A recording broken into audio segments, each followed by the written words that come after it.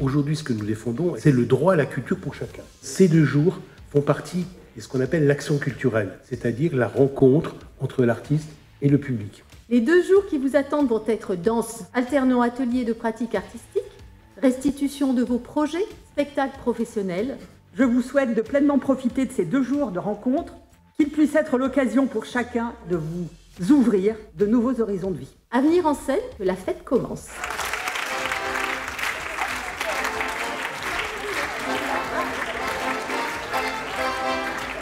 Est-ce que l'UEHJ de Haute-Occitanie peut prendre la suite?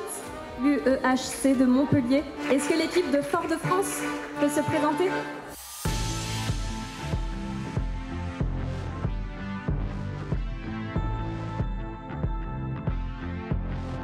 L'émission d'une scène nationale, c'est justement d'aller au devant des publics. Notre pain quotidien, c'est de s'intéresser à ceux qui ne découvrent pas spontanément des spectacles de théâtre, de danse, de cirque ou de cinéma. Donc quand on nous a proposé d'accueillir et d'être partenaire et de construire un projet spécifique pour des jeunes suivis par la protection judiciaire de la jeunesse, évidemment ça nous a intéressés. Et donc pour ça, on a imaginé plusieurs choses, à la fois leur faire découvrir des spectacles, les faire participer à des ateliers de pratique artistique, de théâtre, écriture, danse, musique. Et avec tout ça, on a essayé de leur concocter un programme qui fait qu'au bout de 2 jours, ils sont partis en voyage avec nous, quoi.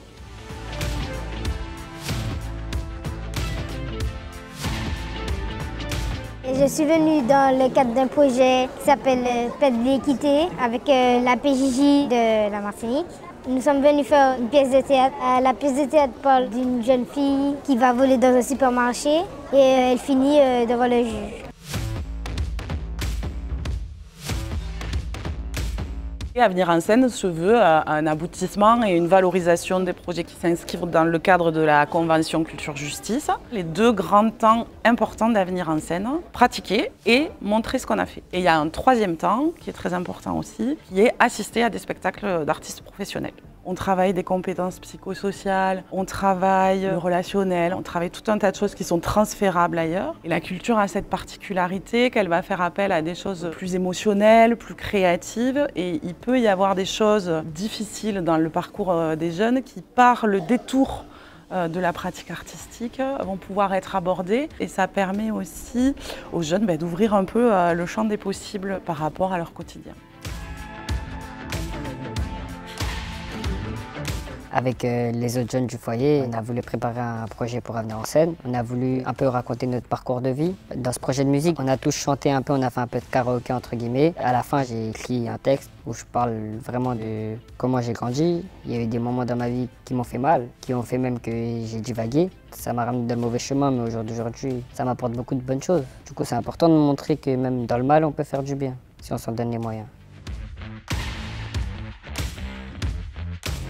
Aujourd'hui, avec l'UEHJ de Montauban, on monte sur scène pour Avenir en scène. Donc c'est la conclusion, on va dire, d'un projet qui s'appelle Mon Flow, Notre Mélo, qui a commencé maintenant il y a quelques mois. Et je crois que c'est aussi le rôle des accompagnants, comme moi ou de leurs éducateurs, de leur donner confiance. Et l'idée, c'est d'accompagner les jeunes sur leur création en amont et là sur vraiment la partie scénique. Ça leur permet aussi de leur montrer différents métiers, de leur montrer qu'il y a plein de choses qui peuvent être pour eux.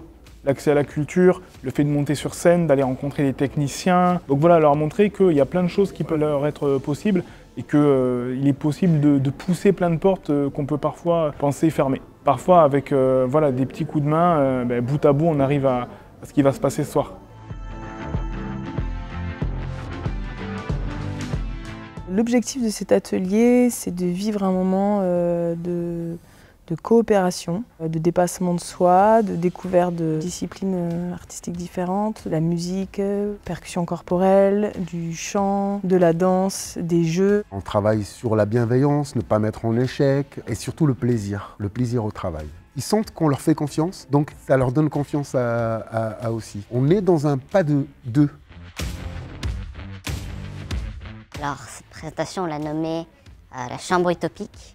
C'est censé être une représentation d'une chambre d'un adolescent où on représente les rêves et l'imaginaire. Ce qui m'a plu le plus, c'est le fait qu'on puisse partager des choses et s'émanciper à travers soit des œuvres d'art, soit une production vidéo, mais de plein de différentes manières, avec plein de différentes personnes.